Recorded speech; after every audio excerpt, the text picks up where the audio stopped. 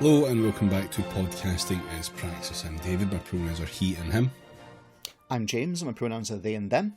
I'm Jamie, my pronouns are he and him. And I'm Alasdair, and my pronouns are also he and him. Get well soon, Rob. Apparently Rob is unwell tonight and so will not be joining us. Which is kind of good timing for Poor his Rob part, drank water and died. Yeah, rip Rob. And yeah, tonight we're going to do a cultural committee. It's an interesting one. It's a new movie. We're doing something that's like contemporary, new moves for us. We did a new book the other week, and today we're doing a new film. Yeah, we've got a taste for it now. We'll be dealing exclusively in like YouTube rumors about Star Wars before you know it. Yep. Can't wait for the next Marvel film that's coming out. Marvels, because why not? But no, we decided we'd return to an old well that's just recently been replenished, and we decided we'd watch Plane. Brought to you by King Leonidas and Luke Cage, so should all be good, right? I assume it's the prequel to Airplane. Honestly, I think the movie could have been improved by like the emergency pilot from Airplane. Leslie Nielsen, yeah. Yeah, well, okay, sure. But no, so we watched Plane, and I don't know, should we start with a basic summary of what Plane's about, just to kind of give people... It's Far Cry the movie.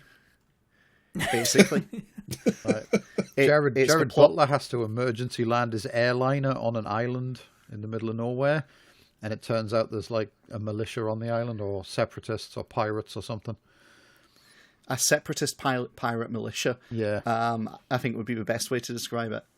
Yeah, it's an interesting film, and I guess, we should probably start with the most obvious glaring flaw of this film, which is what the fuck is up with Gerard Butler's accent during it? Well, the opening scene is like him in an airport talking to his daughter on the phone. And Can I just chime in here? But like they cast too horny a daughter, and I was getting the same vibes I got when I watched fucking Geostorm or whatever it was, where it was clearly a wife part, but they just inserted a daughter instead, and it was very, as you didn't like it, was very fucking uncomfortable again, and this keeps happening in his film specifically.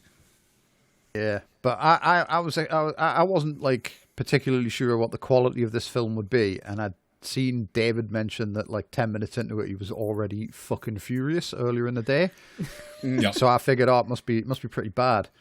And then when we were watching it, so he starts off, he's talking, and he's got what can only be described as his American accent that he uses in all of the Has Fallen films and everything. And then just at one point, he mentions, because he's going home for New Year's Eve, and he mentions he's looking forward to some homemade neeps and tatties, and then he's suddenly doing like a Scottish accent for a moment. No, he's not. And I was like, no, he's not. I was like, I totally understand why David was furious now. Yeah. So his character is meant to be Scottish, but just sort of like flirts with the accent occasionally. Well, Listener, he does the full Scottish shit. Yeah. And I hate it. I fucking hate it. Like, listener for benefit, the actor himself, Gerard Butler, he is Scottish. And I did fucking Paisley. I looked up his actual speaking voice, and it's more Scottish than the accent he puts on in this film. We're generally watching someone dunching a gadgie from like Castle in their own fucking native accent. I'm so confused. The closest reference point for it really is if you remember Jason Statham's weird mid-Atlantic accent in The Transporter. It's kind of like that. He just kind of like he can't decide. Like the character's written as Scottish, but he can't decide whether he's Scottish or not. Or I hate to say this, but it's Grimdark Kanji Club. I hate it so much. Fucking the only two he said haggis, neeps, and tatties once. Taddies, probably. I can't fucking remember at this point. Fucking shit accent. And then at one singular point in the film, he replaced the word "not" with "no." That's it. That's the two times he did anything that was remotely fucking translatable. I want to know, did he lose a bet, or is it just the director sucks? Like, I genuinely can't make sense. The director was French, so probably just didn't want to interrupt him in case it was rude. Also, David, you're also forgetting that he resolutely refuses to classify himself as English. Yeah, which is a mistake, as we've been over a million times on this podcast. Yeah, in fairness, that part actually kind of works for, stereotypical even Scottish kind of character. No, if you fucking sound like that, doesn't he? David sounded more Scottish than the character in the film. Oh, it's honestly, accent it was... defence. Yeah. But anyway, the first like hour of the film just sets up an absolutely dizzying array of cliches and tropes, doesn't it? Pretty much, yeah. They've got a fucking prison, like a fugitive being transported on the flight who's dangerous and no one's allowed to speak to, and they've got like the co-pilot, played by Mike Coulter. The co-pilot sticks a picture of his family to the fucking the yoke dashboard, yeah. Yeah, and like talks about how he can't wait to see them again, so you immediately mark him for death. Gerard Butler, when talking to the guy about a family, Gerard Butler explains that his wife died, so the chief stewardess who gets more lines than the others is set up to be the love interest by the end of the film, and there's just on and on with all of these like textbook like action film like cliches that they set up, and I don't think they actually like paid off a single one of them, which was just an incredibly pleasant surprise. So this is where our own twist emerges, listener. This film's fine. Yeah, an annoyingly competently put together film. Yeah. We were all strapped in for to get to comment on some politics and some schniff ideology. The movie's called Plane, dude. I mean, come on. Yeah. It doesn't really have any ideology that I could pick up on. Like, there's just other than like background generic, like they want to do a Die Hard. No, it doesn't. Like, there's no overt ideology. There's no racism as a thing that really blew my mind. I mean, even as an action film with such like a sort of throwaway premise, a plane lands on an island full of pirates. It's incredibly muted. It's almost dispassionate. It's just like filmed in a sort of sense that like, yeah, these are the people involved and this is what happens to them, and we're not here to make any kind of point or like show anything off. Like hardly anyone actually dies apart from like tons, like, you know what I mean, like tons of fucking pirate guys get mown down, but none of the, it's not like all the hostages are expendable. They set up that one of the hostages is a particularly fucking abrasive dickhead and he's fine. I think he gets shot at the end, but like not to death. No, he gets winged. It's like it's like it honestly feels like they set out to just like not do all of the usual shit that we would roll our eyes at. Yeah, and I really appreciate it. I mean, like when it first kicks off, when he's on the phone in that abandoned building, and the guy hits him from behind, and they have that like wrestling match in that fucking room. That was like an incredible fucking piece of action cinema. Yeah. It was done in a wanna. There was one point where they might have hidden a cut, but it didn't look like it. So if they did hide a cut there, fair play to them. But it was brutal. It was like very down to earth, very realistic. There's nothing in the way of like action movie fucking like nonsense in it. Yeah, and it was actual, God, I can't believe I'm saying this. It was actually good, well done shaky cam. Yeah, and like they have shaky cam on a few points throughout this film, and it's always good and well done. Yeah. Which is just boom, like my mind is completely blown. But I would not have trusted it. There's no real sort of like action movie like heroics anywhere in it. Like Gerard Butler's the pilot. They set up that he has like he was in the RAF, so they you think they're giving him the classic like he used to be in army, so now he can like kill men with his finger and stuff, but. No, he's a bit of a bruiser. He's a big guy, but he's like clearly traumatized by the violence. Yeah, like, I mean, he even says like all he did when he was in the RAF was like fly the freight planes. Yeah, it's good. It's like he pairs well with Luke Cage.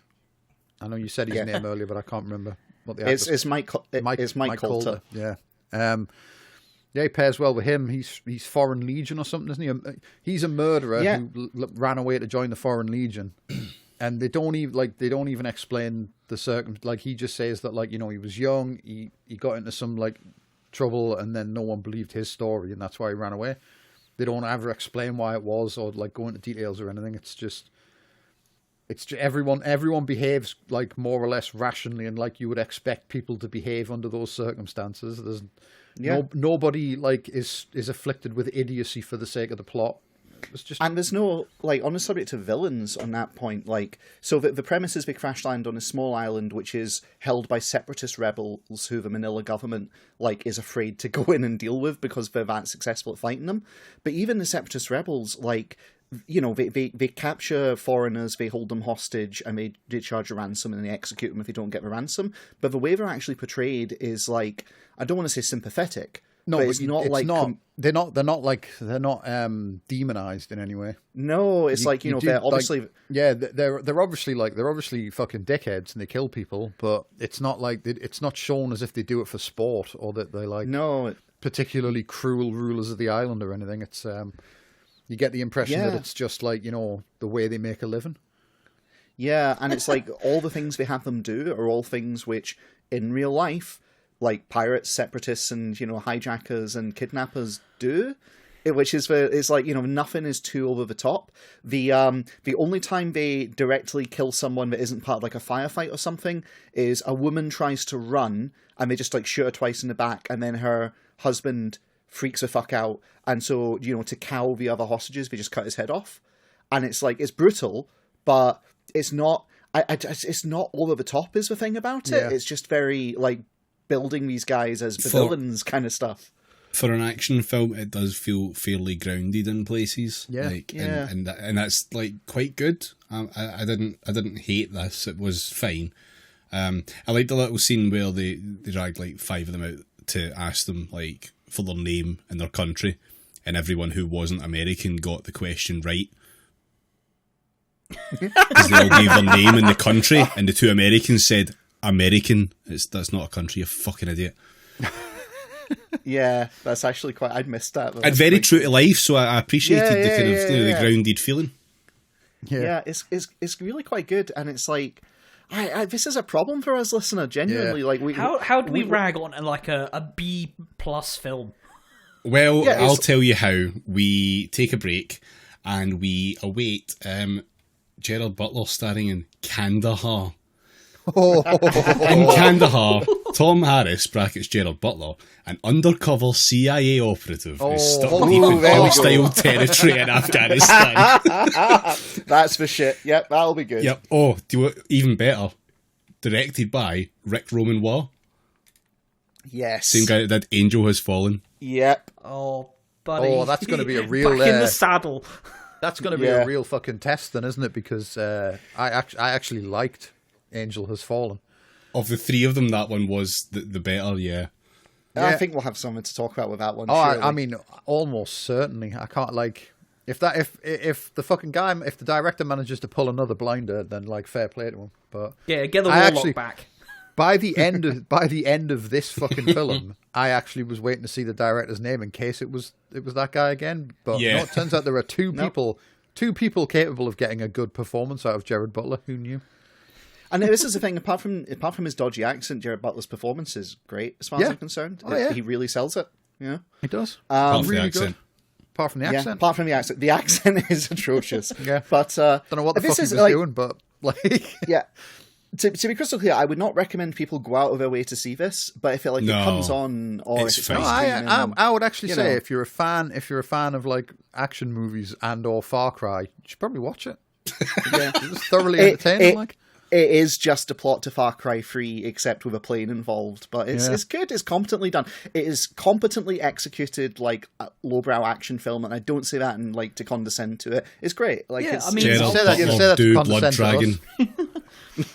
I mean, when I was watching it, I actually thought, I wonder how they're going to actually resolve getting off the island, and was genuinely interested to see how that played out. Whereas with the fucking Has Fallen films, for the most part, it was rolling my eyes at what I was currently seeing.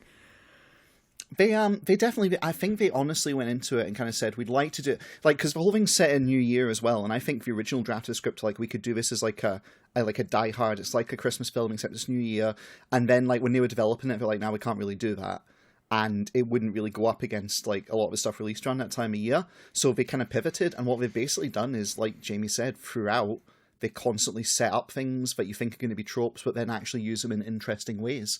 Like, there's a bit when they managed to land the plane on the island. By the way, everything to do with the plane flight and actually managing to land the fucking plane after it's taken out in a storm is really well done.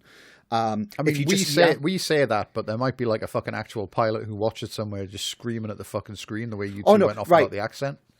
So here's the thing, like, what happens in the film can't really happen. You can't really get the avionics taken out like that.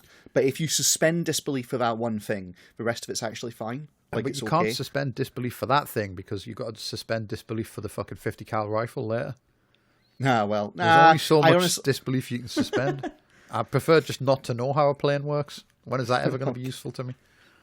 So, but yeah, like, you know, they have the whole landing thing, and in the process of landing, they go to dump the fuel, and the right fuel tank doesn't dump, and so they land, and it's like, and then there's a spark shoots out, and like, oh shit, right, we need to get everyone off the plane, this thing might blow up, and you're thinking, all right, so they're going to take out the plane, so they've got no, the whole reason the right fuel tank doesn't dump is so that at the end of the film, they can use the plane to escape after they repair the avionics, and it's like, fuck, okay, like, it's just nice that you see a film and it's not doing everything paint by numbers. On the subject of that, I think it would probably be a much more enjoyable watch the second time around, because the first time, like, you just kind of like do you know what I mean? You not really watching it so much as like fucking waiting for things that you expect to happen. Like, you know, you're just waiting for, like, there's a lot of shots where it like the shot is just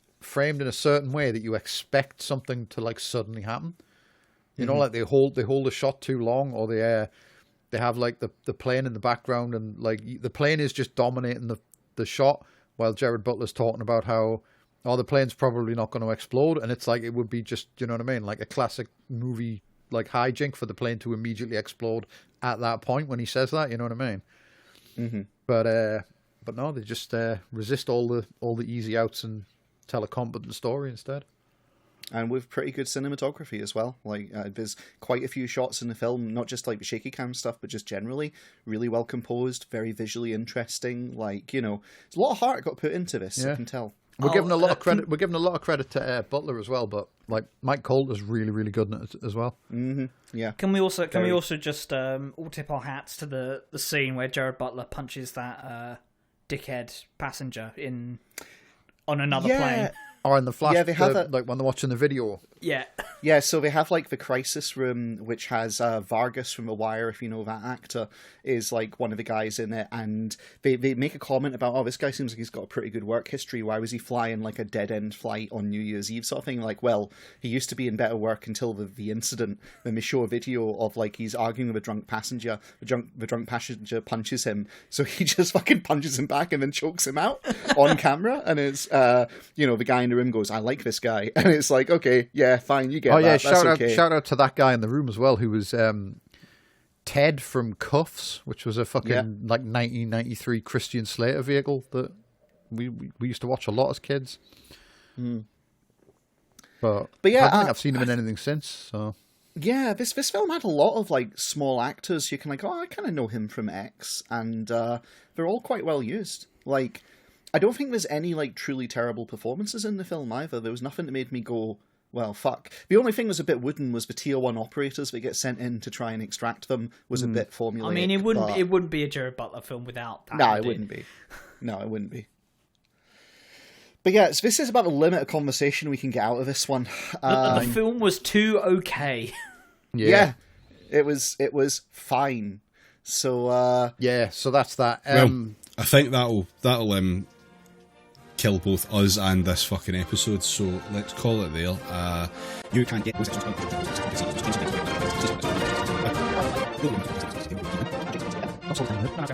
so yeah, I guess instead we're going to pull a switcheroo on you, listener, and we're just going to do a regular ass episode with an article. But first, updates in the world of Labour. Jamie? Aye, so I don't know if people might not have noticed this because I don't think it's made much news, but the Labour Party have been, to use a technical term, playing a fucking blinder lately. They put out like a shitty fucking dog whistle advert claiming that like Rishi Sunak loves the pedos. He believes that people shouldn't go to prison. And even had his signature on, didn't it? But that's how you know it's legit. Rishi Sunak believes that adults who have sex with children shouldn't go to prison. And it's like, and who was in charge? Who was on the council that decided the sentence and recommendations for that particular crime? I'm sure no one will bother to look that up in time for the next election. Oh, well, it's funny you should mention that, Jamie, because there are minutes for some meetings that, what's this I'm reading here? Keir Starmer features quite prominently. I'm sure that was a different Keir Starmer, though. There must be hundreds of the fuckers. But yeah, so they put that out. Everyone immediately went, and then they went, oh, no, they just that was a different Keir Starmer. He went to another school. You wouldn't know him. Yeah, no, they put the advert out, and everyone fucking went, that's a bit dog whistly. And the reaction from the Labour Party was chaos. Some of them fucking Keir Starmer initially wouldn't be drawn on to comment on it. And an anonymous Labour source said, "Oh, so what? I can't remember the exact quote, but to sum it up, it was so it's okay when the Tories use dog whistles, but not when we do it." Was about the long and the short of it. Pretty much, yeah. And then it looked for a while like they were going to push the fucking Shadow Justice dickhead under the bus about it. I can't remember. Is it Steve someone? No one knows. Yeah, I mean, I certainly fucking don't. But yeah, it looked like they were going to push that guy under the bus. And then Yvette Cooper came out in once it started, once it looked like it was heading to a bus pushing. Yvette Cooper came out in swinging to say that it was bad and wrong and they shouldn't have done it. And then the anonymous Labour source called her a fucking dickhead and said she knew where the door was if she didn't fucking like it. And Thanks, then Luke. it turned out the reason Keir Starmer had refused to, because at one point they were saying as well that the leader's office hadn't even seen the advert before it went out, and it's yeah, okay. But then Starmer did a piece in the Times, I think.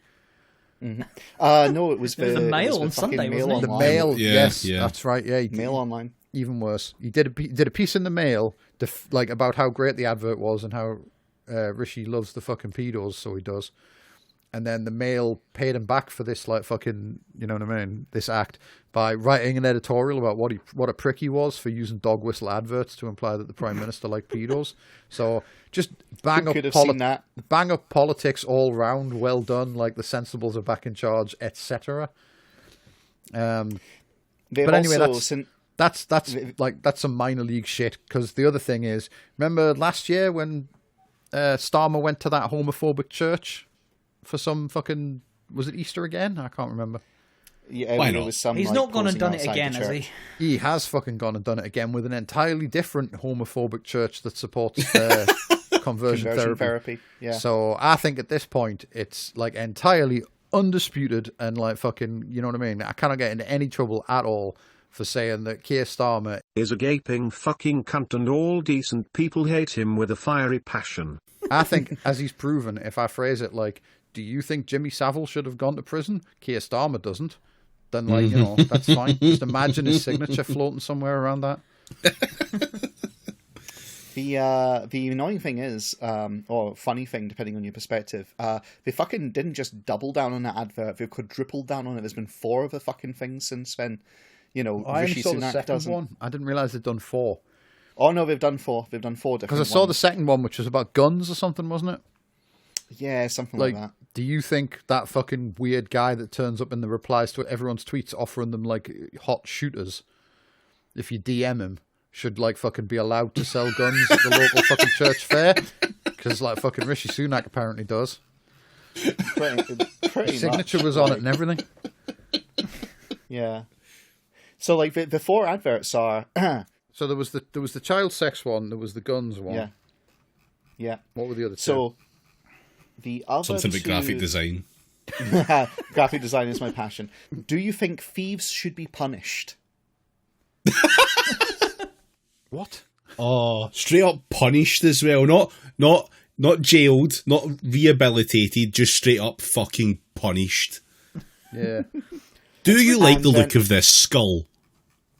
Yeah, and then the most recent one is, do you think it's right to raise taxes for working people when your family benefited from a tax loophole?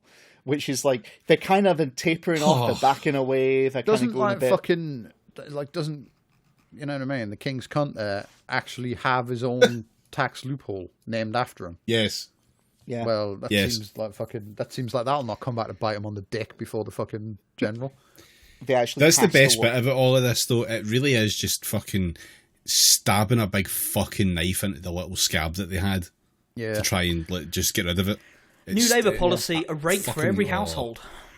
I mean, I don't want to be conspiratorial, but I suspect they literally only had that one fucking racist advert ready to go, and then they've made up the rest to try and pretend it wasn't just a opportune racism they were doing. So I think you're right, Jamie, and there's without being conspiratorial, there's some small evidence of this, which is that they subtly changed the graphic design between the first one and the next three. Because the first one, if you look carefully, the Rishi Sunak doesn't have any background on the lettering, and there's a different lettering on the card, whereas all the ones that followed, they have had white on the background of Rishi Sunak for the actual text, excuse me. And then they've had a different, slightly different colouring of lettering. I think someone else remade the template, frankly. So I don't think you're wrong there. I think they decided. Was there someone else? There's someone else who remade the template. That person, whoever it was, that put it on the fucking Guardian, so that it was like. Do you think adults convicted of child sexual offences should be sent to Guardian opinions? Yeah. Welcome to the new section, comment or kiddie fiddler. I hope we get another drop of Labour campaigning art so that we can all get the template ourselves. It's definitely it's real normal times at the world's best campaign, you know. Yeah, it's so heartwarming to see politics done competently for once. You know, instead of childish left wing things like ideas and fucking, do you know what I mean? Wishes for a better tomorrow. We've instead got just fucking yourself in the arse constantly. And the best part though is that they've lost anywhere between 5 and 10 points in the polls. Yeah. It's great. They could have just done nothing and had a better result than this, but no, they had to be flash. They had to give it a bit of whoosh. Do you know what I mean? Well, they're not 40 points ahead or some shit, or just around that, and now they're at 11 points ahead. And that is all from a combination of doing absolutely fuck all and not doing absolutely fuck all. It's beautiful. Yeah. There's no way anyone who was convinced a few months ago that Labour will walk the next election, how does it fucking taste? The electorate are much like the T-Rex, can only see the opposition if they move. Yeah. Honestly, it's just fucking ridiculous. And they approved. I forgot in the list of crimes. They also said that whatever fucking headbangers running the the Equalities and Human Rights Commission. Mm-hmm. Yeah, whatever headbangers running that said. Yeah, whatever headbangers running that said that trans people shouldn't have human rights, and Labour have said no, we think that's a fair thing to put up for debate. So just fucked a lot of them. I wish them all the very worst things that can possibly happen to a bunch of slavering bigoted dickheads. Oh, don't worry, Jamie. They're not alone. The Green Party women's group has piled in to agree as well both of that they think it's good. that is like a cursed fucking electorate right there. Yeah. Should we perhaps back away from these sensible moderates and look to I've heard enough about the left and right wing of Mumsnet. Yeah. Well, would you like to know one country in which you'll never get a Mumsnet? Sorry, I didn't hear a word of that because David said the left and right, and I just immediately pictured that fucking guy from The King's Man.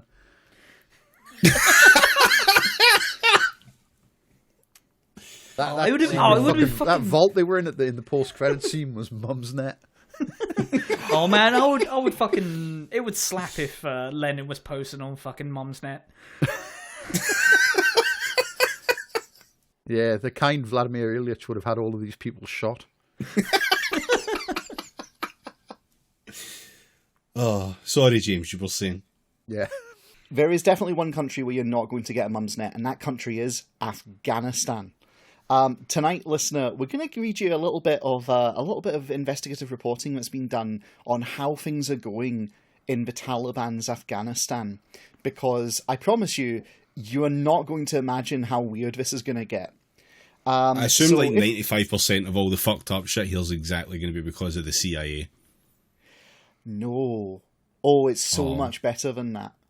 Okay. So I'm going to be reading from two separate articles. One has a bunch of interviews of like Taliban figures, and one is the story of this German reporter who went into Afghanistan and just toured around the place and met with people and kind of got a bit of an inside look.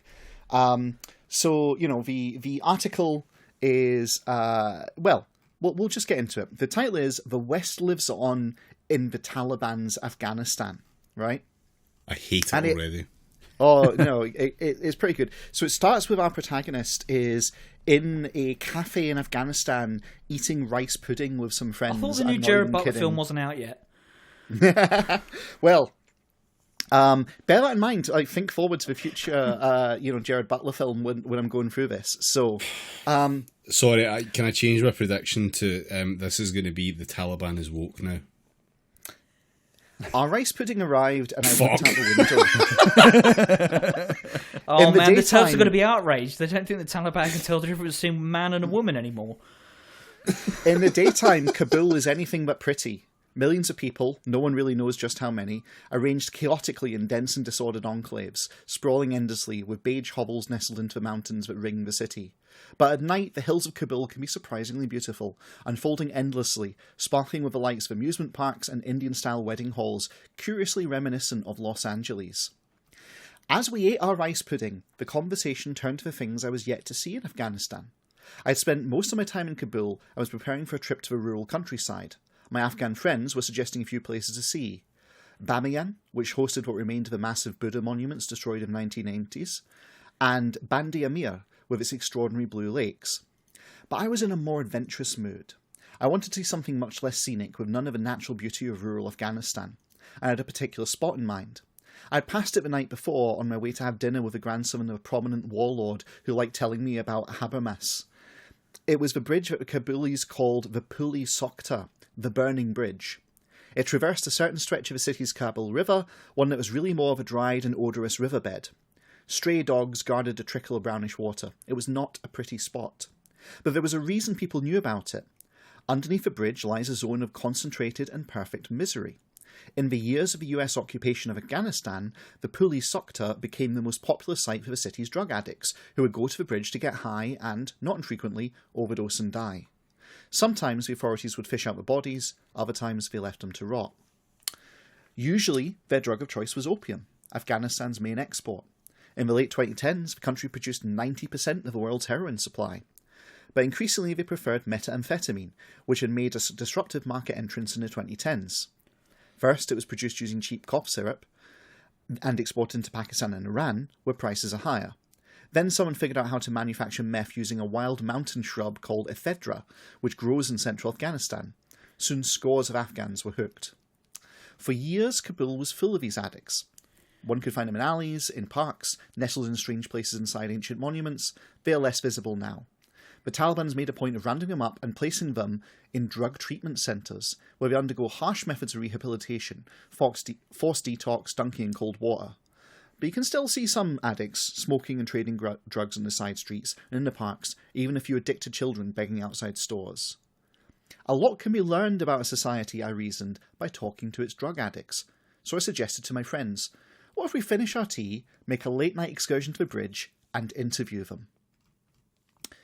So far you're thinking, right, okay, we got a misery tourist here doing a journalism. Listen, no, James, I am waiting to find out what recipe this is. I've got to say, though, methamphetamine sounds sick. Did I say methamphetamine? Yes. Yeah, but I tell you what, you're not fucking retaking all that. No, I'm not. All right, sorry, listener. It's methamphetamine now. Anyway, so you're very good at getting a diagnosis for ADHD. Yeah. Oh, fuck, David, that one was targeted. Okay. The Afghans with me represented a cross-section of the country's plugged-in youth. They described things as based and joked that people were triggered. When they were teasing each other, they used the term soy boy, which by now was out of date by a couple of years from America. H-bomb's quite big in Afghanistan, it seems. One was a YouTuber with a large audience in the Middle East who produces Arabic language content about Afghanistan. Another was an ambitious entrepreneur born in a refugee camp over the Pakistani border and now a successful saffron exporter with side ventures in journalism and cryptocurrency. Another, my first contact in the country, was an influencer whom I'd grown to trust over games of Counter-Strike Global Offensive. That's his peer group he's hanging with in Afghanistan. None of them wanted to go. The YouTuber had gone before for a video, but he wasn't in the mood to go tonight. The entrepreneur demurred as well. I accepted we wouldn't go that night. It's fine if you're scared, I teased. But the entrepreneur said safety wasn't the reason. It was just late. Wasn't Afghanistan, against all odds, now shockingly safe? Earlier that day, we had been talking about his relatives in the West and what they made of their new homes there. They were horrified by the alcoholism of the locals, the alienated families, the danger on streets at night, and the random disorder they said was so frequent in American cities. But my Afghan friend reassures me, that sort of thing, the random crime and violence, isn't a concern in Kabul anymore. The Taliban had dealt with it. Nobody is going to hurt us, dude, he said, curling his lips into a smile. We're not in San Francisco. And so this is setting the tone. Yeah. This is setting the tone for this whole story, which is basically Afghanistan under the Taliban is it's a weird place. And what up? It's your boy Camel Spider Dick. I mean, the problem is you're not entirely wrong. So let's cut forward in the article. Their government, still the Taliban to outsiders, the de facto authorities to foreign governments, and the Islamic Emirate of Afghanistan, in their own words, is without doubt the most unusual regime on earth. It is a near-perfect hermit kingdom. No country has recognised the Taliban government, with only a few countries operating embassies inside Kabul. The Islamic Emirate is denied representation in all global bodies, widely sanctioned, and shunned by multinational banks and corporations. The United States still offers a $10 million bounty for its Interior Minister, Sirajuddin Haqqani, whom it classifies as a specially designated global terrorist. Even as the government of a large nation, the Taliban acts as a secretive armed brotherhood, opaque to outsiders. Many of its officials still operate under their noms de guerre from the insurgency, though they no longer tend to bring their AK-47s to the office. The government does not have a constitution, written or unwritten, and there are no plans to create one. The final say of all government decisions lies with the Emir, Prince of the Believers, the cleric Hibatullah Akhundzada. Hang on. I'm going to try that again because, my God, that last name. I mean, okay, fair enough. I was going to say, you've already butchered Nom de Guerre, so... Yeah, I know, but I'm just going to barrel through, all right? It's been a long week. Hibatullah Akhundzada, an alumnus of the Taliban's first government in the 1990s. He is, much like the Taliban's founding Emir Mullah Omar, nearly hermetic in his reclusiveness. He refuses to have his photo taken, such that there is only one undated image of him available. He communicates policy... He communicates policy decisions. The David of Afghanistan. He communicates policy decisions through written letters from Kandahar, having refused to relocate to Kabul, and only makes a few public appearances a year. More irreverent Afghans will speculate, probably wrongly, that he's dead. Strangest of all, however, is the extraordinary degree of ideological sovereignty the Taliban seems to possess. It disdains the blind imitation of the West that, in one way or another, characterises other Islamic regimes. Unlike almost every other government in the world, it makes no reference to democracy, representation, or the will of the people. Its mandate comes from more ancient things: conquest, negotiation, and the will of God. So, the Islamic regime, the Islamic Emirate is emboldened to do more or less as it wishes. Of any Islamist government, it advances perhaps the most stringent version of Sharia law. Music has been banned in public. Images of sentient beings, even store mannequins, have been veiled or defaced. Corporal punishments, mainly public floggings, have been reinstated. Most controversial of all, however, are the Taliban's policies on women's educations. In early 2022, by the decree of the Emir, girls were banned from attending school from grades 6 through 12. At the end of the year, they extended the policy to cover universities as well. So it's a mixed bag then. Yeah, and the backlash hasn't dissuaded the Taliban leadership. In one of his rare public appearances as Emir, he said that Afghanistan is sovereign and not a place to fulfill the wishes of others. He said, "You are welcome to even use the atomic bomb against us, because nothing can scare us into taking any step that is against Islam or Sharia. On walls throughout Afghan cities, the regime has emblazoned a slogan representing its remarkable confidence. First Islam, then Afghanistan." So, that's what the top of the government is like. And yet, these otherworldly aims stand in sharp contrast with the mundanity of everyday life in Afghanistan. And the guy goes on to basically say he'd been trained to see it like, he'd be seeing untold poverty, and that the people he met would be like, either terribly oppressed or like, frothing kind of, radicals, etc. But what he discovered is that actually the Taliban government has a much lighter touch than people imagined. And you'll love this, David. In the bookstores of Kabul, at least, one can still find books by Hillary Clinton and Michelle Obama. Jesus fucking Christ. Yeah, contraception and tobacco are available, and the Taliban has yet to regulate internet access like other Islamic governments. You can find gyms and restaurants that play Western music, sometimes with young Taliban guards as cautious patrons. Every woman wears a veil of some kind, but the blue burqas, that are associated with Taliban rule in the West are worn only by a minority of women. Almost every man in Kabul has a beard, but the Taliban do not bat an eye at the clean-shaven. Ordinary Taliban guards are prohibited from enforcing rules about Islamic personal conduct. For now, the Taliban has mostly confined itself to the path of suggestion, like putting up signs in government offices praising men who choose to grow a beard. More blunt confrontations, usually over insufficiently modest clothing, are left to the Ministry for the Propagation of Virtue and the Prevention of Vice. But this morality police is severely understaffed. In the entirety of Kabul, a city with more people than Rome or Berlin, they have just 200 agents. Thus, they are often invisible, and this guy didn't see a single one during his entire time in Afghanistan. And so what they've basically done is they've done very little to change the contours of everyday life.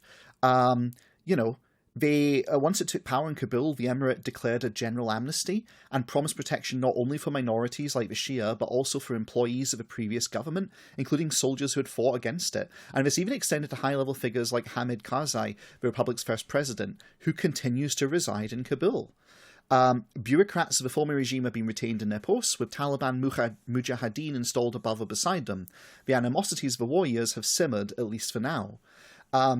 He goes on to say, in a cafeteria in the Islamic Emirates Ministry of Foreign Affairs, I enjoyed a simple meal of rice and bread alongside both holdover bureaucrats and the Taliban officials who worked beside them, thinking the whole time they'd been trying to kill each other a few years ago. And, in all areas of government, it's pretty much just continuous. On signs for government offices, Islamic Republic has been hastily painted over and replaced with a handwritten Islamic Emirate. For prosaic matters, unlikely to draw special attention from the Taliban clerics, government policies have just been carried over wholesale. Even visa stamps still read Islamic Republic of Afghanistan and carry the Republic's official colours. It's pretty much just they came in, they cleaned house, and they kept going with what's there, and they've been basically doing like British-style public information campaigns to try and convince people to go along with stuff, and then occasionally just coming down, like whenever the clerics notice something they don't like personally, like for example women studying or whatever, they'll issue a diktat, but in practice most of the day-to-day stuff is, it turns out it's surprisingly Western. And so, the article goes on, it's quite long, and I'll link it for people to have a read through. But there's like lots of little instances where he runs into like former mujahideen and talks to them and learns a little bit about them. And let me kind of now read direct from the article a little bit more, because this is amazing. Presumably he's interrupted the reading of Michelle Obama's book. Even the triumph of the Emir's program represents only a fleeting victory. It harkens back to a rural Pashtun culture that is fading even in a place as anachronistic as Afghanistan. It has little to say to younger Afghans or even to younger Taliban, often more exposed to global culture and prolific in their use of social media platforms like Twitter or Instagram. I had observed these rank-and-file Taliban, toting AK-47s, sitting at traffic junctions, walking through Kabul holding each other's hands, with a sociological intensity. But among these mujahideen, much feared in the outside world, I found none of the hostility or the inflexibility I had expected. For all the ideological baggage that had been attached to them, the Taliban I met were hardly threatening, just scrawny teenagers and 20-somethings from the mountains of rural Afghanistan. Men who saw Kabul as a city of cosmopolitan wonders, who had joined what we saw as a war of liberation against an enemy whose technologies were so superior as to render them almost on the plane of aliens. They regarded the outside world not with hatred, but with a rich and earnest curiosity. They bore no ill will towards the West. As a guest in their country, they treated me with deep warmth. One evening, as a local friend and I stood on a hill overlooking Kabul, we watched some Taliban perform an atan, traditional victory dance of the Pashtuns. A young Talib, overhearing us talking, approached us and asked in Pashto where I was from. I had come in on a German passport, which I gave to him for inspection. The Mujahid found this exotic and fascinating. He told me his name was Hakmal and peppered me with questions about my strange country. Did they speak Pashto there, he asked, or Persian? Something else completely, my friend told him in Pashto. Were the Germans Sunnis, or were they Shias? Something else again, my friend said. All of this piqued Hakmal's curiosity. Could he come back to Germany with me, he asked, and see the country for himself? It sounded so fascinating, he said. I smiled. I hardly had the heart to tell him that the Germans probably didn't want him as a tourist. And, this kind of sets the base tone, because the vast majority of the Taliban's fighters are just like young guys brought up in, fairly rural conditions, going into a war effort and then, they won. They got what they wanted. They managed to actually take Afghanistan back. And Did as they? This is the thing. Did they win? So the guy goes on and gets plenty of meetings with them. And, he goes on to say that there's a fragility in the Taliban's rule because, they're trying to insist on an alternative vision of civilization that's not Western. But even in the Emirate, everywhere he went, he could sense a creeping westernization. And so kind of coming back into it, I saw it above all else in many local Afghans whom I met and befriended. These were not Western liberals. They had friends among the Taliban and were quick to defend regime decisions I found abhorrent, like the destruction of the Bamiyan Buddhas. But these subjects of Islamic Emirate could not be kept from watching Stranger Things or Game of Thrones or Japanese anime. They had better knowledge of Breaking Bad than I did. On Twitter, they, like so many Afghans, were avid users, shared soy jack memes and called themselves Sigma males.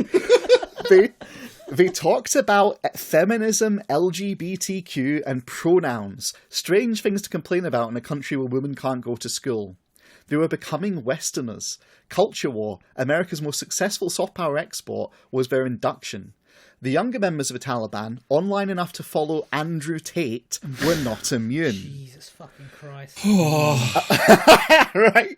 And while these young men were still a tiny minority, they were also the bleeding edge. Social modernity is not kept out by the barrel of the gun. The internet is the ultimate vector of westernization. Status flows downward, and ostentatiously so in a country as peripheral as Afghanistan. The US was gone, but American culture was still a thing to imitate. In the best steakhouse in Kabul, the chef mimicked Salt Bae, and my friends joked with me about whether I could be in Manhattan. In the cafes, we could play Mortal Kombat while drinking coffee and listening to Western music. On Valentine's Day, the celebration of which is forbidden in Islam, peddlers in the streets of Kabul were selling heart-shaped balloons. It wasn't America, but it was trying. The Taliban won the war, but in the long run, the social modernity they so bitterly resisted is on its way. Even as my Afghan friends professed their conservatism and religiosity, they were yet to get married or have children at ages long past where their parents were doing so. The direction of things to come seemed obvious. For decades, the age of first marriage has been inching upward, and the literacy rate among young women, just 11% in 1979, had grown to 42%, though they are obviously trying to roll that back. The more time I spent in Afghanistan, the more I doubted that the Taliban had an affirmative social vision to counteract this westernization. The jagged conservatism, spiritually situated in the Pashtun hinterlands of the 20th century, was a purely negative answer. Beyond that, the Islamic Emirates seemed to offer nothing that could match Western culture for charisma. When they tried to emphasize normalcy and functionality, it was by showing that they, too, could meet Western norms. It hadn't been enough to win long-term loyalty as people vote with their feet. Young Afghans see little future in the country. Nearly everyone with a chance of getting out is trying to leave, and classes for English, German, and Turkish are full of young men and women trying to secure a foreign university scholarship. Signs advertising help with asylum cases and visa applications are easy to spot throughout the urban centres. And at the slightest rumour, there's desperate Afghans basically heading for the airport if they hear there's a chance they might be able to get out of the country. So, there's that economic side of it. And it's definitely, as he goes through, it was pretty striking that no matter where he turned, everyone was just kind of the same. It's there were times he genuinely was like, it's like I'm in America. I close my eyes and I'm in America from what I'm hearing in the background and from the conversations going on around about me. And yet, he does eventually get to have a chat with some real hardcore, Taliban people. It wound up that I did encounter suicide bombers that Friday, because there'd been rumours that there might be suicide bombs by, the dissident people in, Afghanistan, and so he was advised not to, go to any markets or anything like that. But instead, he meets some Taliban former, ready to take their lives suicide bombers, and he ends up sharing tea and crackers with them at their group house. I'd been invited to interview them since I'd expressed a desire to meet some suicide bombers. As a matter of fact, these were inactive suicide bombers, not very successful if they're still alive, I joked with them, who had signed up during the war but hadn't gotten the chance to kill themselves. Even as the Mujahideen told me of the various methods for carrying out a suicide attack, the car bomb, the vest bomb, the rare turban bomb, they regarded me with curious eyes. They were members of the Haqqani network, the only part of the Taliban classified as a terrorist group by the US. The network is known for its link to Al-Qaeda, its military sophistication, and its authorship of the most lethal suicide attacks of the war. Thus, these men were among the Emirates' warrior elect. One was missing a leg, sacrificed in a skirmish in which 5 Americans had died. They hailed from the southeastern province of Kanzi, in an area known for producing suicide bombers. Accordingly, they had all signed up to detonate themselves during the war. Now they were all bureaucrats in the Interior Ministry, which had been granted to, their leaders' men. A solitary worse than death. Oh, you've got no idea, David. A solitary Dell computer sat in the corner of their room like an heirloom. It did not look like they had much use for it. What was it like, I asked, to make the transition from Mujahid to bureaucrat? The one who spoke the best English, he had given himself a moniker Mr. Young, responded quickly. Very boring, he said. We are happy for peace, yes, but we miss the thrill of fighting. The feeling of the ambush, the moment of waiting for the American convoy, the excitement of the battle. We miss it. I asked if he wanted to go back to fighting. Yes, Mr. Young said, the moment we get the opportunity. We still want to martyr ourselves, and we would do it this very moment if we could. Now he was getting excited. Martyrdom, he said, would make me much happier than being a bureaucrat and working in the ministry. On the word of the leader, we would happily blow ourselves up tomorrow. Hearing his words, it was hard not to feel the sense that something had passed away. It was like listening to a cowboy reminiscing about the closure of a frontier. The Taliban had won their revolution and had everything they'd ever wanted. But now they confronted the truth that all successful revolutions face. Winning a state is a lot more glorious than managing one. The dog catches the car and just sinks into a depression. To their new world, a world of responsibility, a world that demanded a different sort of synthesis, they seemed to have little in the way of an answer. Soon my tea with Mujahideen was over. The suicide bombers walked me to their car, offered me their WhatsApp contact information, and thanked me dearly for coming to Afghanistan. Mr. Young turned to me. If you ever want to stay with us, you're always welcome, he smiled and laughed. And next time, we can show you our weapons. So, that's like the teaser, the introduction, if you will. But someone else sat down and got to interview a whole bunch of different, Taliban figures, and boy, there is some stuff in this. So, second article. This is interviews with a bunch of interviewees who, in one way or another, have been part of fighting as the Taliban and have now settled down mainly in Kabul. So we start with a guy named Omar Mansour, who's 32. He's married and the father of 5, and he's head of a group. And so he kind of gives his kind of background.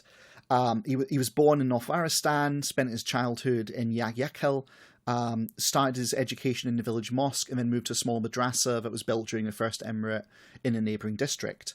He was 11 years old when the Americans invaded, and because of that invasion and the subsequent indiscriminate bombings and night raids, he was determined that the jihad against the foreigners was obligatory in Islam, And he'd only studied up to 12th grade of madrasa and then abandoned it, and for the next 14 years or so went on to do basically Holy War. And so he did a whole bunch of tours of duty, and it kind of goes into, all the different kind of positions he did. After the Holy War, he was introduced to the minister of, and then they withhold the name of which minister, and he was told, they told the minister to appoint him somewhere. I was appointed to a grade 3 position as head of office. I haven't brought my family to Kabul. The rent of houses is very high for us since our salary is no more than 15,000 Afghanis, roughly $180. It's fully sufficient for the area we're originally from, but not for Kabul. As soon as, God willing, I have a good salary, I will bring my family here. I'd never been to Kabul before. We heard from the radio and people who travelled there that it was constructed very beautifully by the Americans and by Hamid Karzai. But still, it's not as beautiful as it should have been. The Americans brought untold amounts of money, but rather than spending it on building the city to a higher standard, most of it went into the pockets of various, people from the previous administration. Yet, I assume it's the most gorgeous city in Afghanistan. In contrast to Kabul, our Paktika seems very displeasing. It's like the Karzai government only spent money on Kabul. What I don't like about Kabul is its ever-increasing traffic hold-ups. Last year, it was tolerable, but in the last few months, it's become more and more congested. People complain that the Taliban brought poverty, but looking at this traffic and the large number of people in bazaars and restaurants, I wonder where that poverty is. So, you and the Taliban have ever received a parking ticket right in? Yeah, well, this is the thing. The two things he's complaining about is the quality of construction and the fact that he's got a bad morning commute, right? But it goes on. Another thing I don't like, not only about Kabul, but broadly about life after the Holy War, are the new restrictions. In the group, we had a great degree of freedom about where to go, where to stay, and whether to participate in the war. However, these days, you have to go to the office before 8 a.m. and stay there until 4 p.m. If you don't go, you're considered absent and the wage for that day is cut from your salary. We're now used to that, but that was especially difficult in the first 2 or 3 months. Another problem in Kabul is my comrades are now scattered throughout Afghanistan. Those in Kabul, like me, work from 8 a.m. to 4 p.m. Most of the week, we don't get time to meet each other. Only on Fridays, if I don't go home, do we all go out to the park. And yeah, it just kind of goes on. And he talks about the things he likes. It's nice and clean. There's electricity, there's the internet, there's taxis even at midnight. There's good hospitals and stuff, unlike the provinces where he's originally from. And he likes the other positive feature of Kabul is its ethnic diversity. You can see an Uzbek, a Pashtun, and a Tajik, living in one building and going to the same mosque. And he says, some people have a very negative picture of Kabul. What I experienced here in the last years, though, is that one can come across the perfect Muslim and the worst. Unlike villages where a lot of people go to the mosque to impress others, people in Kabul just go there just for the sake of Allah. Unlike the villages where people endeavour to be called generous, people here do charity for the sake of Allah. People know little about each other, and so they don't need to impress each other. And he goes on to basically say, Kabul's full of really good people and really bad people, and it just depends who you socialise with. So, there's your first little insight on what life is like for people who previously were doing, all of that. Stop trying to sneak London discourse into the podcast. I mean, it kind of is. That's the thing, right? The second guy is called Huzaifa, who's 24, and he's married, father of 2. He was a sniper. And so we'll cut to, after the Holy War, we moved to Kabul, and the leader of his squadron was appointed head of a police district and later head of a directorate of the Ministry of Interior. I, along with a few other friends, were given official jobs in the police district the day we arrived in the city, while other friends were sent to the Ministry of the Interior. It was the first time I ever saw Kabul. I haven't seen all the provinces, but people say Kabul is the most beautiful city in Afghanistan. When I joined my group, I was full of the idea that Kabul would be full of bad people, but to be honest, in the last couple of years, after we met some of the people living here, I realised I was wrong. Of course, it's got plenty of negative aspects, like their support for the occupation, women not wearing proper clothing, youths flirting with girls, and cutting their hair in style even people in America might not adopt, but these are the problems that nowadays also exist in the rural areas. At first, he goes on to say he was stunned by the size of Kabul, didn't know where to go, didn't understand the complexity. He said at first he was really taken aback that the locals were afraid to talk to him because they saw him as a Taliban. And he also says that when we came to our police district and saw the compound, the weapons and security measures, it was unbelievable how he'd abandoned such places without firing a single bullet. We were stunned by the cowardice of the former army and police. If even a very small number of them had tried to fight us, we wouldn't have made it to Kabul for years. And yeah, he kind of goes through and he basically says that the things that really take him aback is like the savageness of people against each other. In particular against women. Dozens of women approach the police station on a daily basis and register their complaints, and he says they're victims subject to different forms of brutality. The head of the, Hazwa and other Mujahideen pay special attention to solving their problems. During the first days when women approached us, many Mujahideen, including myself, were hiding from them because we never in our whole lives have we talked to strange women. In the days that followed, the head of Hazwa instructed us that Sharia does allow us to talk to them because we are now the authorities and the only people that can solve their problems. And he basically goes on to just say that, yeah, like, life in a big city is weird, man. It's like you're living, right next to people and, like, you're all up in their business, but you don't really know anybody. And, I'm getting, like, introduced to weird things I don't like. Take this, for example. I've made friends with 3 guys who are from our province but have been living here in Kabul for more than 15 years. We sometimes go to Kabul Zoo and a few other places. To be honest, every time I go with them, they pressure me to play and listen to music in the car. At first I was resisting, but now I have given in with the one condition that we turn it off when passing through security checkpoints, because many other Taliban don't like it. And it's bad for a Talib to be seen listening to it. And yeah, he just kind of goes on like, yeah, I moved here. It's really weird. Like, I'm now in a big city and I'm not sure I like it. And yeah, just a young guy having to deal with like being brought into, a city like Kabul and finally getting to see it for the first time.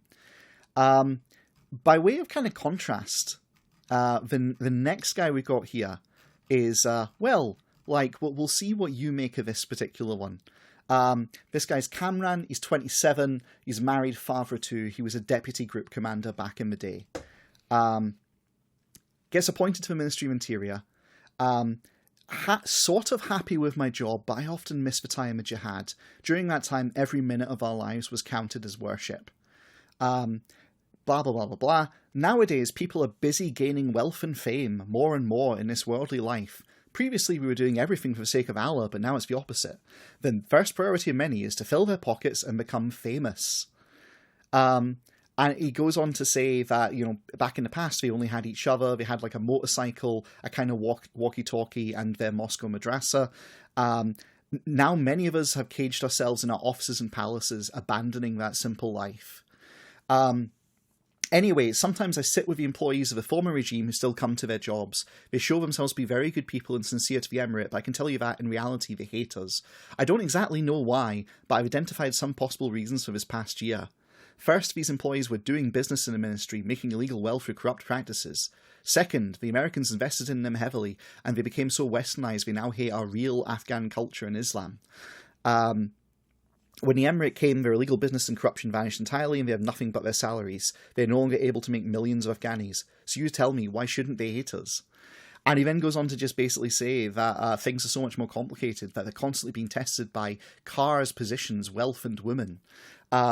Many of our mujahideen, God forbid, are falling into these seemingly sweet but actually bitter traps if they got their old comrades whose shoulders they cry upon. And you kind of get the idea. He's like this staunch guy who's trying to kind of cling to the conservatism of it, but it's just not working for him very well. And yeah, so, you get an impression of what these guys are like. Now, there's one particular quote I want to read you, and it's from this next guy, because this... I think we'll make this one the last one, because I don't know what else I can possibly say at this point. Abdul Nafi, who is married, again, father to, was previously a fighter. He was basically, on the second week of the winning of this whole thing, he made it to Kabul, hadn't been there before, and, he was assigned basically to assist a key figure who was in the ministry of some name withheld. The rest of his team were all strewn about all over the place. This guy took him in personally and basically made him like his personal assistant. He told me he'd point me to a job in a ministry and register 2 other friends as official guards. He said I'd easily learn how to work. Thus, I was appointed to a grade 4 position as executive director, and in the meantime, I continued my job as his guard. I live with him in his house. It's a big villa that he's been given. He's always telling me to bring my family and live on one of the floors, but I'm hesitant because of the cost. When I started my job, I didn't have a clue how to deal with the tasks. My boss told me to take a computer course and an English course. Almost 4 months ago, I started both courses near our ministry. I learned many computer programs during this period. Not only that, I quickly learned the tasks related to my job. All the staff have been very happy with my work. People blame the Emirate for all the professional people fleeing the country, but when I see the employees of our ministry, they're neither professionals nor educated. All of them have been appointed through connections and know very little about their jobs. Sometimes I miss the jihad life for the good things it had. Similarly, in the beginning, I yearned for village, but now I've become accustomed to my new circumstances. Get this. In our ministry, there's very little work for me to do. Therefore, I spend most of my time on Twitter. We're connected to speedy Wi-Fi and internet. Many mujahideen, including me, are addicted to the internet, especially Twitter. He's just like me for real. Yeah, this is the thing. It's you, Alasdair. He's a spreadsheet pusher. You know, he's like working in a nominal executive position, doing nothing but sitting on the internet all day. At least this guy's seen some of the country, you know. Well, that's the thing, right? You know, at least he gets out and about from time to time. At least he got to do jihad.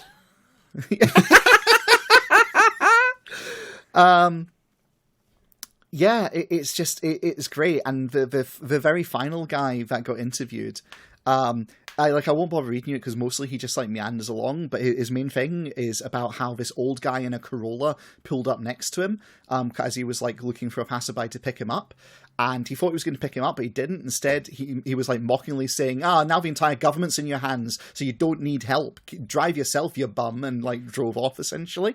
And he's like, what? People could do that now? And yeah, so the story of modern Afghanistan is essentially the story of a nation that's flirting with westernization, getting the Andrew Tate version, and all of its former fighters are like bored and wanting to die in office jobs 9 to 5, spending all their time on Twitter. To get to the point, and to kind of bring the story to a full circle, the guy in the first article who wanted to go visit the bridge, turns out he did go visit it, only to find out that it had all been cleaned up, and that's why his friends couldn't be asked going out there anymore in the middle of the night. Bit of an anticlimactic result. So yeah, there you go. That is a glimpse of modern Afghanistan, the country which has, in one way or another, been dragged into the future, and they hate it, and they just want to return to tradition. Sounds like a story of like moderately functional bureaucracy. I mean, that's the thing, isn't it? It's like it's just they're trying to make it work. They have bosses who occasionally pass down insane diktats, and want them to go on like strange, like, you know, crusades against particular moral issues. And otherwise, they're just trying to live their lives as best they can, but they can't pay the goddamn rent. We really are in a truly globalized world. I swear there's an analogy in this. If it feels a little thin, all I can say is we were meant to be talking about Jerry Race War, but sorry, sadly the reality is not as racist as, you know, is made out to be. Yeah, well, you'll just need to accept a substitute of some talking about Gerard Butler and then some talking about Afghanistan until some point in June probably we'll finally see the new film. Yeah, the film adaptation of these two articles is going to be phenomenal. I guarantee you it'll have none of the stuff we've just described. Like, if Gerard Butler has a scene where he's in Kabul playing Mortal Kombat on an arcade machine, then yeah, sure. If it has that, do you know what? He's fucked us again, because we can't talk about that for a full fucking episode. Gerard Butler kicking in a door in an office and there's just a young Taliban sat in front of a fucking spreadsheet. Oh, man. Gerard Butler getting in a firefight and his enemies are just shouting CSGO phrases. Getting teabagged when they fucking, yeah. I think there's a different word than CSGO phrases, but... Well, you know. I can't get over the fact that they're just like all calling people soy and all the rest of it. It's like, god damn, we really... Actually, do you know what, that's a point. Hang on a wee second. Contact the Hague.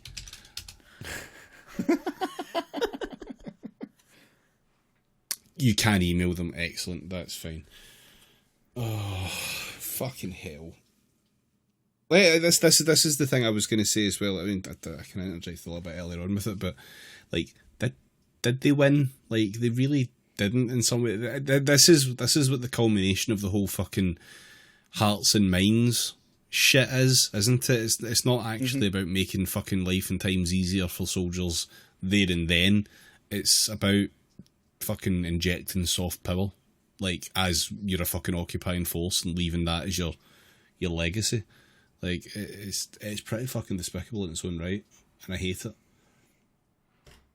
It's also just, like, the fact that so much of it is just like, yeah, we're just going to keep doing what the previous government did until someone higher up shouts at us to change it, is, like, the most relatable thing in the world, frankly.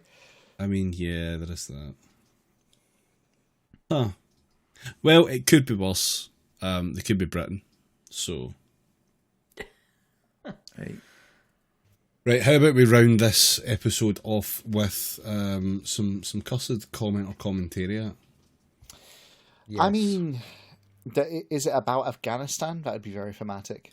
No, it's not. No, because just getting this shit in, like, an open format is fucking brain destroying enough, rather than hunting for very specific stuff. Okay. In that case, is it about some insular nation with archaic practices and media and, like, government class that insists on backward-facing policies despite a slightly more progressive and open population? I see what you did there. Hey Google, show me the most fucked up comments about Afghanistan you got. No, that's too fucked up. Opening express.co.uk.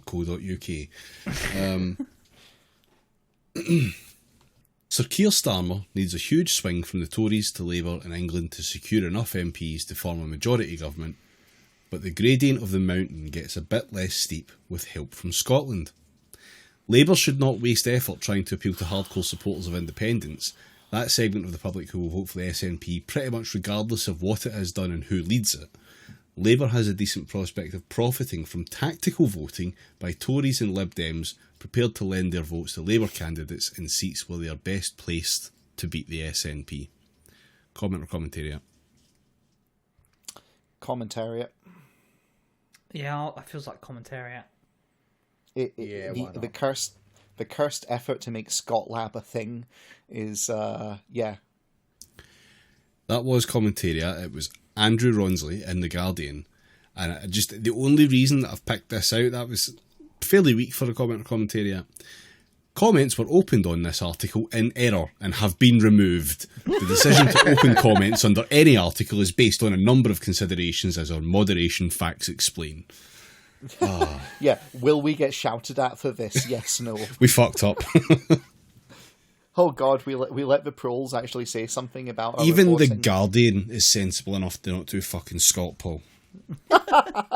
All right, David, point made. Well, it's good to know that Labour are close enough politically to the Tories and the Lib Dems that they will feel very safe in lending their votes to Labour. Yeah. Okay, next up. Woke virtue signalling hit a new low this week with the breathtakingly smug, self-satisfied announcement by nearly 150 solicitors and barristers that they will henceforth refuse to prosecute equal protesters accused of breaking the law. These same lawyers, however, will continue to defend paedophiles, rapists, child killers and domestic abusers. They are utterly unable to recognise the inherent contradiction involved. Comment or commentariat? Commentariat, Richard Littlejohn. Comment. Yeah, I'm gonna say comment. Spiritually, comment is closer. That was Richard Madeley in The Express. Richard fucking Madeley. Christ alive. He's not a journalist. He's commentariat. Is he, though? My man has a regular column, unfortunately. What? Yeah. Yes. I'm fairly sure we've read something of his before on commentariat, actually. Did I have the exact same reaction? I think you probably just let it slide right off you because it was a fact your brain didn't want to fucking imbibe. It do be like that. Sir Keir has consistently put his career ahead of anything else. Today he tells us Mr Corbyn is not fit to be a Labour candidate, yet he was perfectly willing to devote himself for years to making the man PM. Other Labour MPs refused to serve in Mr Corbyn's shadow cabinet, but Sir Keir accepted the vital job of being in charge of Labour's Brexit policy. In 2018, he told voters he was previously wrong to doubt Mr Corbyn's leadership qualities. In 2019, he told Andrew Marr, "I am 100% behind Jeremy Corbyn," and when Marr put to him the view of Dame Louise Ellman that Mr Corbyn was a danger to the Jewish community, he replied, "I don't accept that." Now he says he is proud to have tackled the Corbynite anti-Semites. After the 2016 Brexit vote, he pushed for a confirmatory vote, a rerun referendum, but he now says he accepts the result. And in his leadership contest, Sir Keir ran on a left-wing platform, attacking those who criticised the past 4 years under Mr Corbyn. As leader, however, he has tacked far more to the centre. The problem with someone who says whatever he thinks people wants to hear is that no one has any idea what he would actually do in office. As it happens, I agree with the direction of his words and deeds since becoming leader, but I have no idea if he would blow leftwards again if the pressure came from his party. Comment or commentary? This was written by a slime mould who has just turned 18 years old and learned how to vote. I'm going to say this is an unnamed Labour source.